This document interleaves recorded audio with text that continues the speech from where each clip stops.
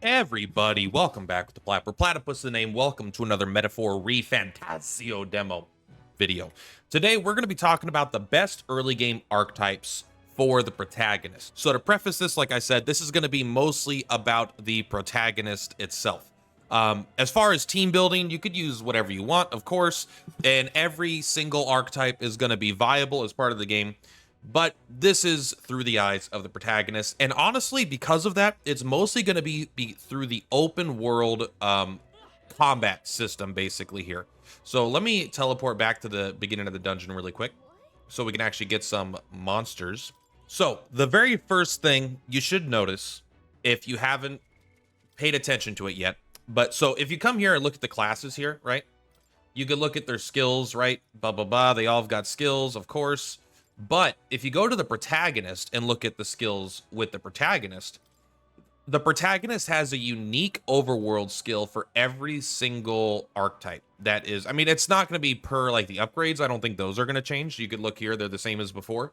But every different archetype kind of branch has its own passive here, such as recovers HP each time a support attack lands in the overworld map, or something like this, which is really good. Being hit by an enemy attack during overworld combat will not trigger battle with enemy advantage. So this is going to be mostly what our list is based off of. Why do I say that?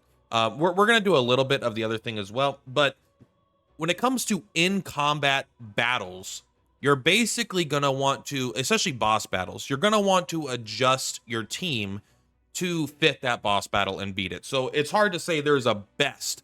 When I'm saying, like, so one of my favorite here for combat is the Mage, right? But if you're going up against the Minotaur guy and you bring a Mage, he gets like ×5 damage, right? So he goes like on a berserk spree because he hates seeing stabs. He's got some problems from his childhood. But the point is, as far as combat goes, it's really going to depend on the fight, right? But as a general advice, I would say that my two favorite for combat are going to be the Mage, because you can cover so many weaknesses so easily, and the Warrior, because the Warrior just has good physical damage, and they have a synthesis skill here that allows them to deal physical damage to all enemies. The Mage has an ability that lets them do a lot of AoE damage for pretty cheap. So basically, this is going to be because this is a really good way to do AoE damage early on, which is going to help you win a lot of fights. So those are going to be the best for pure combat roles early on. Now, when it comes to the overworld, the best, in my opinion, is going to depend on what you're doing. The best, if you're going up against red enemies that you really need to stun in order to actually beat them, because I'm playing on hard and I want to play on Regicide, but I can't yet. I don't know if that's New Game Plus. But if you're going up against red enemies that you need to stun before you fight them so you can actually win, that is going to be where you want the Brawler. The Brawler is specifically, and this is on your protagonist, right? Strong enemies are stunned more easily in overworld combat. So this is going to allow you to actually stun the enemies. Like the Seeker could do it pretty well. The Seeker has an advantage on it because it'll make follow-up attacks from your allies happen more frequently. So the Seeker does a good amount of overworld stun damage. But the Brawler does the best. If you go, I can't show you because I don't have any more red enemies in the demo. I've grinded too much.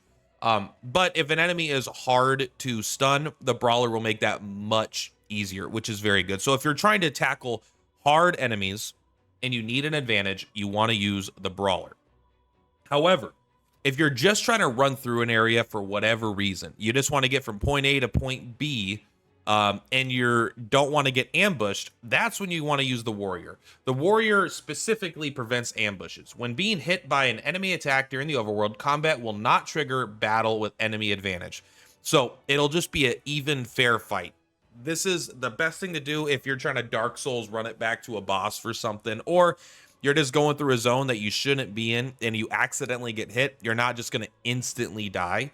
That's pretty good here. But number one, the best one to use in nearly all situations, in my opinion, is the Mage, like we talked about before. This is an insane early game passive ability. Absolutely insane. It lets you grind. It lets you do anything you want, basically.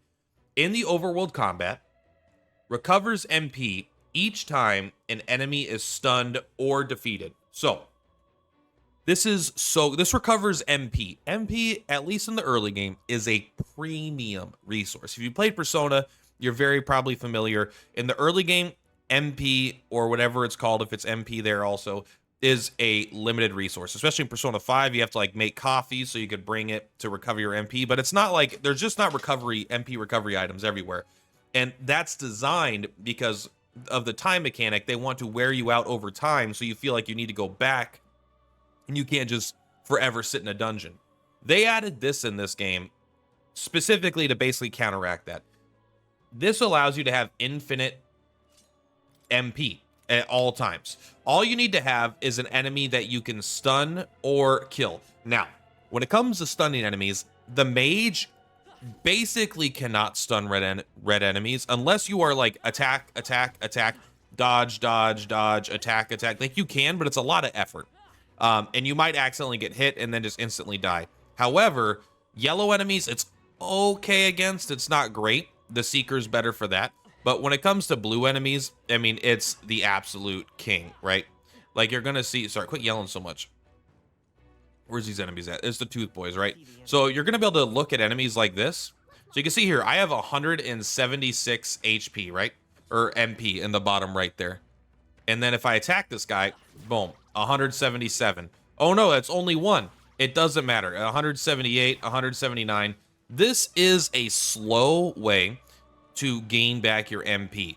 So first thing is, yeah, it's going to take a while if you want to use it to full. However, if you're just running around with the Mage in general, you're able to use this to initiate fights, stun enemies, and then just passively increase your mana over time. So you don't need to actively just grind it, right? This will increase your sustainability a ton. And as far as sustainability goes, there's a few other tricks. Let's take a look. Are these guys alive or dead? They're dead. So let's go back. So we just killed some enemies, right? I've already been through here, so most of the enemies that were here are already defeated. But you can also just, you don't even need to, if you want to, once they're blue, you can just go around and hit things, right? Like you could do a few runs. You're also getting experience and stuff while you do this. So you could basically just run through zones that you've already been in and farm up and refill your MP up to full whenever you want. You could just refill your MP up to full, especially if they're blue. If they're yellow, you might have to do some tricks because it'll probably cost you MP to beat the fight before they can kill you. But the Mage is so powerful, absolutely disgustingly powerful, but it's only disgustingly powerful on the protagonist because of the MP regeneration. And again, this is in the early game. If they had other things that let you do it down the line, that's going to be different. But let's say we return to the entrance and we do that. Some dungeons will be easier to do it than others. This isn't the dungeon I grinded in, but this is a dungeon you can do it in. And then let's say I travel. I want to go back to exactly where I was. And if I come back here, enemies do respawn. So now I can go back to, not all enemies, but most enemies respawn. I don't know where I'm going. I'm lost. It's not my birthday. So now I can see like, all right, there's enemies over here, and I could just come in here. There's 3 of them. Are they the teeth again? They're the teeth again. There we go. So I can get it back. Now there are some areas in map. You'll find the areas in maps where you can more quickly regenerate your MP. As you can see, not all the enemies respawn, but I'm telling you, I did the other dungeon in the demo, and all the enemies respawned every single time. Besides one goblin didn't respawn, but it was so easy. It took me maybe 5 minutes to recover my MP to full. And so I could grind all the way from level, where I went in there at like level 7. And by the time I left, I was like level 20, right? Because it's just that powerful. So yeah, the Mage is the best early game protagonist one for sustain, for making sure, because this also allows you to heal, right? You get the MP back, you can keep your HP topped off. You get your MP back, you can actually deal damage. You get your MP back, and you can even switch out of it before you go to boss fights. You could go around and farm your MP back up to max, especially if you can't buy items, which I can't yet. And then after you get your MP to max, you just like, all right, I got this maxed up. This is as much as I'm going to need for the boss fight. Now we're going into the boss fight. Now we switch, and we're going to go to our boss fighting kit, which for me in this case is the Seeker. Mostly because I have the really powerful golden AP weapon. But there we go. Now I'm a Seeker. I got my MP, and I'm ready to go to fight the boss. Now, again, the other situations could come up. If you come up against red enemies, you're probably going to switch your protagonist to a Brawler. just to stun them. And then even if you're not leveled in the Brawler, that's fine. You could rely on your teammates to deal the majority of the damage, and you could just get the stun. The Brawler also is a super good for sustain because their abilities, if we look at the Brawler here, another reason why they're really good, especially in the early game, this is less about the Overworld, but the Brawler has all their attacks, which may not be obvious when you first use them, but all their attacks use HP instead of MP. So again, using HP is strictly better than using MP in most situations. Obviously, against bosses that are maybe trying to one-shot you, this suddenly might go to dog shit, I'll be honest. If you're too underleveled fighting a boss and they're hitting you for 240 out of your 276 HP and you're killing yourself with your punch, that's probably bad. But for a sustainability and grinding standpoint, this is very good. Even his synthesis skills require HP. These are pretty good attacks, right? Medium attack to all enemies 1 to 3 times, a heavy light attack to one enemy. And it does more damage the more HP you have. I think that's why it costs HP. Same with this. The more HP, I think it does more the more HP you have. There could be more the less HP you have, but I'm pretty sure it's not. I'm pretty sure it's the more, it gets weaker as you use it multiple times. But the reason why this is good is because you could lower your HP and you just use MP to heal with your, you know, it's very efficient to heal HP in this game. You could spend gold on it to buy the items.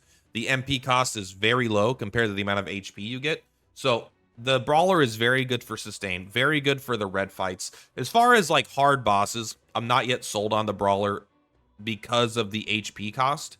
For a really, really long boss fight, this absolutely could be great.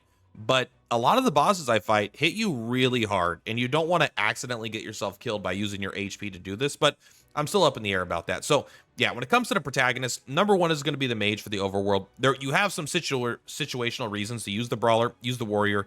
There's almost no reason to ever use the Healer as the protagonist. It just heals you on the Overworld map. They're not particularly strong at breaking enemies. So they're just not very good. The Seeker on the Overworld map can be good too, but I feel like if you're going to do the Seeker, you might as well just do the Brawler at that point because you're better at breaking the foes that you need to break. Although there's like blue elementals and the Brawler is terrible at them because they run pretty fast and the Brawler has a short attack range. But yeah, as far as in combat, I mean, that's a totally different story. I think the Mage is really good because of the ability to exploit weaknesses for your team. Also, they've got really funny little hands. Look how little the hands are on this thing. That's pretty funny. And I would say that like the healer is great inside of combat. Absolutely. It's good to have just a dedicated healer that does light damage as well. The Brawler, I think, is probably weaker in combat at this stage of the game. Probably will get stronger later as you can have more builds and more tankiness, right? But yeah, that's going to be it for this one, guys.